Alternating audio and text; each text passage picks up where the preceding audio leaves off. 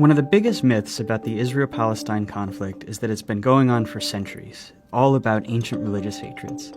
In fact, while religion is involved, conflict's mostly about two groups of people who claim the same land, and it really only goes back about a century to the early 1900s. Around then, the region along the eastern Mediterranean we now call Israel-Palestine, been under Ottoman rule for centuries, was religiously diverse, including mostly Muslims and Christians, also a small number of Jews who lived generally in peace. It was changing in two important ways. First, more people in the region were developing a sense of being not just ethnic Arabs, but Palestinians, a distinct national identity. At the same time, not so far away in Europe, more Jews were joining a movement called Zionism, which said that Judaism was not just a religion, but a nationality, one that deserved a nation of its own. And after centuries of persecution, many believed a Jewish state was their only way of safety and saw their historic homeland in the Middle East as their best hope for establishing it. In the first decades of the 20th century, tens of thousands of European Jews moved there. After World War I, the Ottoman Empire collapsed, and British and French empires carved up the Middle East, the British taking control of a region it called the British Mandate for Palestine. At first, the British allowed Jewish immigration. But as more Jews arrived, settling into farming communities, tension between Jews and Arabs grew. Both sides committed acts of violence, and by the 1930s, the British began limiting Jewish immigration. In response, Jewish militias formed to fight both the local Arabs and to resist British rule. Then came the Holocaust, leading many more Jews to flee Europe for British Palestine and galvanizing much of the world in support of a Jewish state. In 1947, as sectarian violence between Jews and Arabs there grew, the United Nations approved a plan to divide British Palestine into two separate states. One for Jews, Israel, and one for Arabs, Palestine. The city of Jerusalem, where Jews, Muslims, and Christians all have holy sites, was to become a special international zone. The plan was meant to give Jews a state, to establish Palestinian independence, and to end the sectarian violence that the British could no longer control. The Jews accepted the plan, and they declared independence as Israel.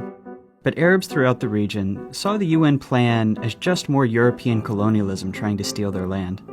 Many of the Arab states, who had just recently won independence themselves, declared war on Israel in an effort to establish a unified Arab Palestine where all of British Palestine had been. The new state of Israel won the war. But in the process, they pushed well past their borders under the UN plan, taking the western half of Jerusalem and much of the land that was to have been part of Palestine. They also expelled huge numbers of Palestinians from their homes, creating a massive refugee population whose descendants today number about 7 million. At the end of the war, Israel controlled all of the territory except for Gaza, which Egypt controlled, and the West Bank, named because it's west of the Jordan River, which Jordan controlled. This was the beginning of the decades-long Arab-Israeli conflict. During this period, many Jews in Arab-majority countries fled or were expelled, arriving in Israel. Then something happened that transformed the conflict. In 1967, Israel and the neighboring Arab states fought another war. When it ended, Israel had seized the Golan Heights from Syria, the West Bank from Jordan, and both Gaza and the Sinai Peninsula from Egypt. Israel was now occupying the Palestinian territories, including all of Jerusalem and its holy sites. This left Israel responsible for governing the Palestinians, a people it had fought for decades. In 1978, Israel and Egypt signed the US-brokered Camp David Accords. Shortly after that, Israel gave Sinai back to Egypt as part of the peace treaty. At the time, this was hugely controversial in the Arab world. Egyptian President Anwar Sadat was assassinated in part because of outrage against it. But it marked the beginning of the end of the wider Arab-Israeli conflict. Over the next few decades, the other Arab states gradually made peace with Israel, even if they never signed formal peace treaties. But Israel's military was still occupying the Palestinian territories of the West Bank and Gaza, and this is when the conflict became an Israeli-Palestinian struggle. The Palestinian Liberation Organization, which had formed in the 1960s to seek a Palestinian state, fought against Israel, including through acts of terrorism. Initially, the PLO claimed all of what had been British Palestine, meaning it wanted to end the state of Israel entirely. Fighting between Israel and the PLO went on for years. even including a 1982 Israeli invasion of Lebanon to kick the group out of Beirut. The stillness of the ceasefire in southern Lebanon was shattered today by the sound of guns, bombs, and flames. The PLO later said it would accept dividing the land between Israel and Palestine, but the conflict continued. As all of this was happening, something dramatic was changing in the Israel-occupied Palestinian territories. Israelis were moving in. These people are called settlers, and they made their homes in the West Bank and Gaza, whether Palestinians wanted them or not. Some moved for religious reasons, some because they want to claim the land for Israel, some just because the housing is cheap, often subsidized by the Israeli government. Some settlements are cities with thousands of people, others are small communities deep into the West Bank. If you've always felt a deep yearning for Jerusalem, now is a once-in-a-lifetime opportunity not only to stand within its gates, but also to build the home of your dreams there. Settlers are followed by soldiers to guard them, and the growing settlements force Palestinians off of their land and divide communities. Short term, they make the occupation much more painful for Palestinians.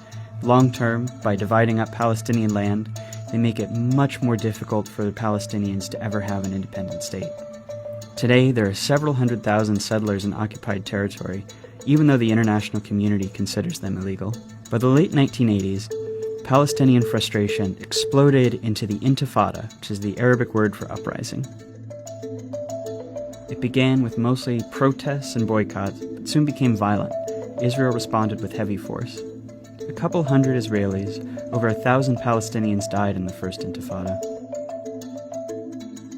Around the same time, a group of Palestinians in Gaza, who considered the PLO too secular, too compromise-minded, created Hamas, a violent extremist group dedicated to Israel's destruction. By the early 1990s, it's clear that Israelis and Palestinians have to make peace.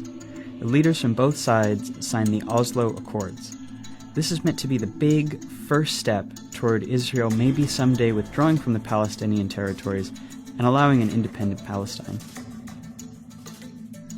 The Oslo Accords established the Palestinian Authority, allowing Palestinians a little bit of freedom to govern themselves in certain areas. Hardliners on both sides opposed the Oslo Accords. Members of Hamas launched suicide bombings to try to sabotage the process. The Israeli right protests peace talks with ralliers calling Prime Minister Yitzhak Rabin a traitor and a Nazi. Not long after Rabin signs the second round of Oslo Accords, a far-right Israeli shoots him to death in Tel Aviv. This violence showed how extremists on both sides can use violence to derail peace, keep a permanent conflict going as they seek the other side's total destruction. That's a dynamic that's been around ever since. Negotiations meant to hammer out the final details on peace drag on for years, and a big Camp David summit in 2000 comes up empty. Palestinians come to believe peace isn't coming, rise up in a second intifada, this one much more violent than the first. By the time it wound down a few years later, about 1,000 Israelis and 3,200 Palestinians had died. The second intifada really changes the conflict. Israelis become much more skeptical that Palestinians will ever accept peace or that it's even worth trying. Israeli politics shift right, the country builds walls and checkpoints to control Palestinians' movements. They're not really trying to solve the conflict anymore, just to manage it. The Palestinians are left feeling like negotiating didn't work, and violence didn't work, and that they're stuck under an ever-growing occupation with no future as a people. That year, Israel withdraws from Gaza. Hamas gains power, but splits from the Palestinian Authority in a short civil war, dividing Gaza from the West Bank. Israel puts Gaza under a suffocating blockade, and unemployment rises to 40%. This is the state of the conflict as we know it today. It's relatively new, and it's unbearable for Palestinians. In the West Bank, more and more settlements are smothering Palestinians, often respond with protests and sometimes with violence, though most just want normal lives. In Gaza, Hamas and other violent groups have periodic wars with Israel. The fighting overwhelmingly kills Palestinians, including lots of civilians. In Israel itself, most people have become apathetic. For the most part, the occupation keeps the conflict relatively removed from their daily lives, with moments of brief but horrible violence. There's little political will for peace. No one really knows where the conflict goes from here. Maybe a third intifada, maybe the Palestinian Authority collapses. But everyone agrees that things as they are now can't last much longer, Israel's occupation of the Palestinians is too unstable to last, and that unless something dramatic changes, whatever comes next will be